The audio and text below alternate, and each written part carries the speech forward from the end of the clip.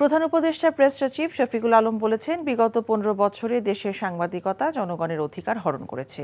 এই অপসাংবাদিকতা থেকে বেরিয়ে এসে নতুন ধারার সাংবাদিকতা শুরু করে জনগণের আস্থা ফেরাতে হবে বলে উল্লেখ করেন তিনি।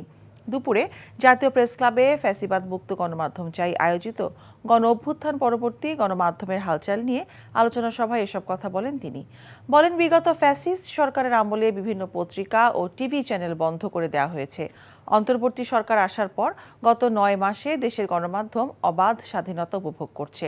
এ সময় সরকার কোনো গণমাধ্যম বন্ধ করেনি।